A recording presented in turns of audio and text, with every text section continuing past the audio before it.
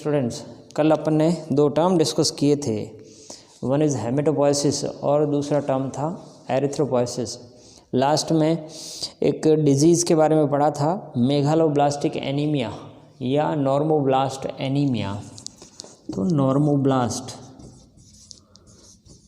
या नॉर्मोब्लास्टिक anaemia, anaemia शब्द का जनरली अर्थ होता है हीमोग्लोबिन की कमी, और दूसरा वर्ड था मेगालोब्लास्टिक। मेघा शब्द का अर्थ होता है लार्ज, मेगालोब्लास्ट एनीमिया। ये दो डिजीज़ होती है, किस वजह से? इस कंडीशन में क्या होती है, आरबीसी जो है विद न्यूक्लियस होती है, आरबीसी विद न्यूक्लियस। तो आरबीसी में न्यूक्लियस प्रेजेंट है, ये कंडीशन कहलाती है नॉर्मोब्लास्टिक एनीमिया। जनरली आरबीसी में न्यूक्लियस एब्सेंट होता है, जो मैच्योर आरबीसी होती है उसमें न्यूक्लियस नहीं पाया जाता है। लेकिन अगर आरबीसी जो मेन ब्लड स्ट्रीम में है उसमें अगर न्यूक्लियस प्रेजेंट है तो ऐसी कंडीशन कहलाती है नॉर्मोब्लास्टिक एनीमिया। विटामिन B12 और फॉलिक एसिड, इनकी कमी से भी ये मेगालोब्लास्टिक एनीमिया या नॉर्मोब्लास्टिक एनीमिया देखा जाता है।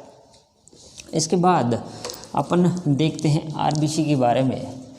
आरबीसी का शेप कैसा होता है, आरबीसी में क्या क्या प्रेजेंट होता है, आरबीसी का साइटोस्केलेटन कैसा होता है, उसके बारे में डिस्कस करते हैं। तो आरबीसी यानी रेड ब्लड कॉर्पस्कल, कणिकाएं बोला, सेल वर्ड यूज नहीं लेते क्योंकि इसमें न्यूक्लियस एब्सेंट होता है इसलिए। तो आरबीसी के बारे में बात करें तो आरबीसी का शेप कैसा होता है, शेप होता है इसका बाइकॉनकेव, शेप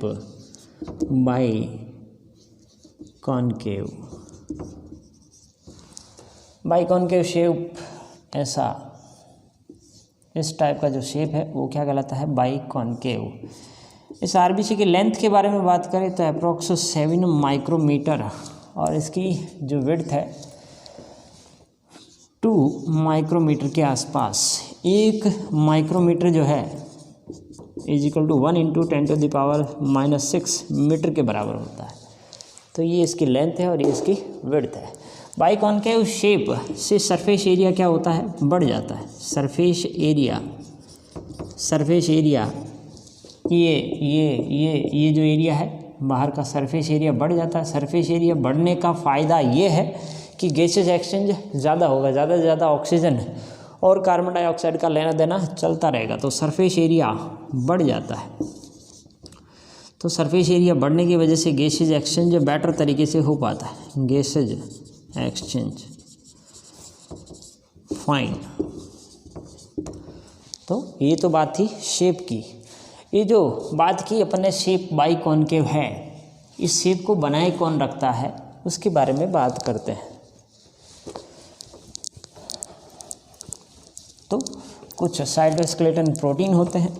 साइटोस्केलेटन प्रोटीन जो आरबीसी की प्लाज्मा मेम्ब्रेन है, प्लाज्मा मेम्ब्रेन को सपोर्ट करने के लिए प्लाज्मा मेम्ब्रेन के साथ में ही कुछ प्रोटीन पाए जाते हैं, वो साइटोस्केलेटन का काम करते हैं। तो बाइकॉनकेव शेप जो है, शेप मेंटेन्ड कौन रखता है उसके बारे में बात करते हैं। Maintained by cytoskeleton, cytoskeleton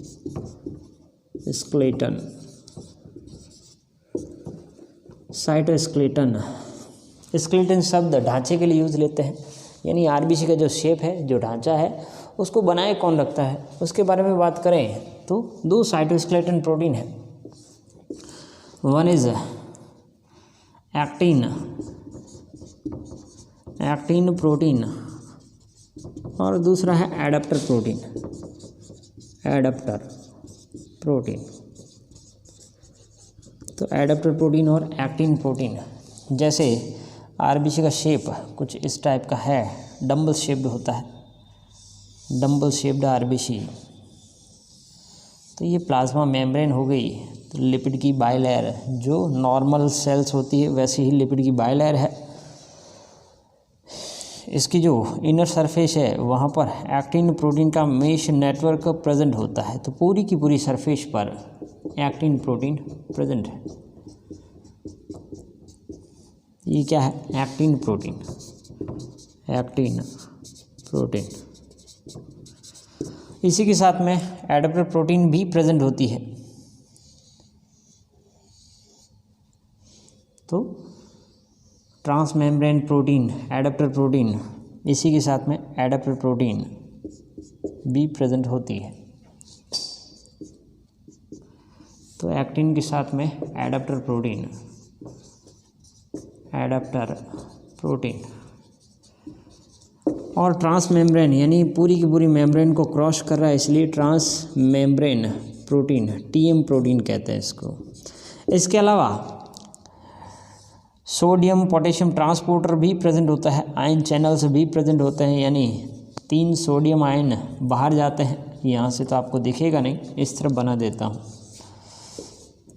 sodium potassium transporter, 3 sodium ion बाहर जाएंगे तो 2 पोटेशियम आयन अंदर आएंगे। ये ट्रांसपोर्टर भी प्रोटीन का ही बना होता है। इसके अलावा ग्लू ट्रांसपोर्टर प्रेजेंट होते हैं, यानी ग्लूकोज के मॉलिक्यूल भी अंदर जा सकते हैं, क्योंकि ग्लाइकोलाइसिस तो चलता रहता है। GLUT transporter. इसके अलावा क्लोराइड चैनल भी प्रेजेंट होता है, यानी क्लोराइड और बाइकार्बोनेट आयन का एक्सचेंज भी होता है।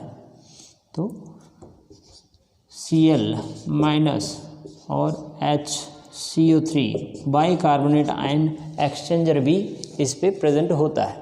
तो ये है आरबीसी की मेम्ब्रेन का स्ट्रक्चर।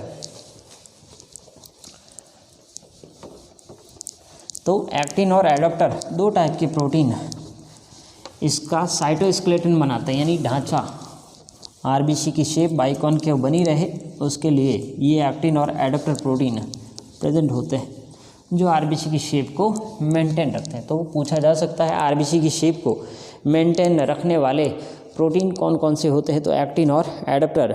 एडाप्टर प्रोटीन के एग्जाम्पल के बारे में बात करें तो example of adaptor protein,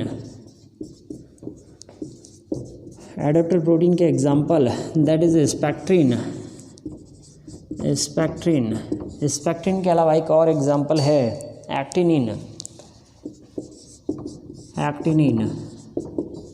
band 3 protein, band 3। तो ये एग्जाम्पल है किसके? एडाप्टर प्रोटीन के।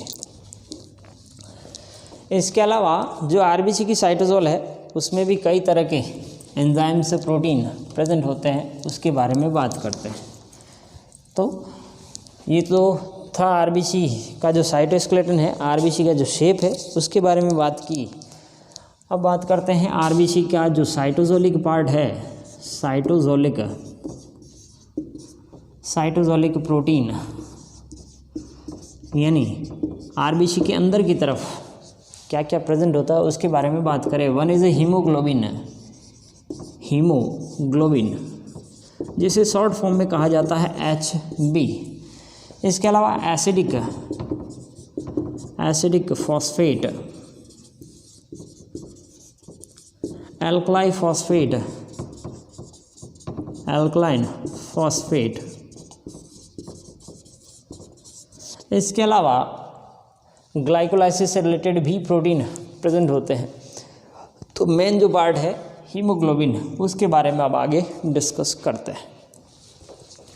तो कॉम्पिटिटिव एग्जाम में पूछा जाता है एडाप्टर प्रोटीन के एग्जाम्पल बताइए, या आरबीसी की शेप कैसी होती है, या उस शेप को मेंटेन रखने के लिए कौन सा प्रोटीन जिम्मेदार है? तो एक्टिन और एडाप्टर प्रोटीन। तो अब बात करते हैं अपन किसके बारे में? हीमोग्लोबिन के बारे में। हीमोग्लोबिन आरबीसी के अंदर की तरफ पाया जाने वाला पिगमेंट है, वर्णक है, जिसकी वजह से आरबीसी का कलर कैसा होता है? रेड होता है। इसके बारे में बात करते हैं। तो हीमोग्लोबिन 2 पार्ट से मिलके बना है,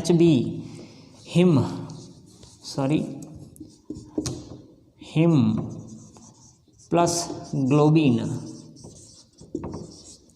तो ग्लोबिन तो प्रोटीन पार्ट हो गया और ये पिगमेंट वाला पार्ट हो गया। हिम के बारे में बात करें तो हिम में क्या पाया जाता है? हिम में पोरफायरिन रिंग पाई जाती। पोरफायरिन 9 रिंग की फॉर्म में पाया जाता है। और ग्लोबिन खुद क्या है, प्रोटीन पार्ट है,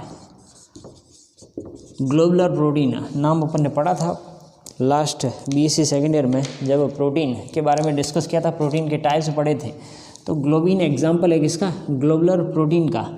पोरफायरिन रिंग के बारे में बात करें तो पोरफायरिन रिंग कितनी पाई जाती है संख्या में?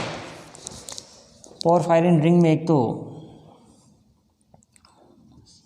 4 पोरफायरिन रिंग प्लस जो आयरन पाया जाता है फेरस की फॉर्म में पाया जाता है, Fe+2 की फॉर्म में। पोरफायरिन रिंग की संख्या कितनी? 4 तो पोरफायरिन रिंग हो गई और आयरन फेरस की फॉर्म में प्रेजेंट होता है। तो ये कौन सी कंडीशन होगी? फेरस।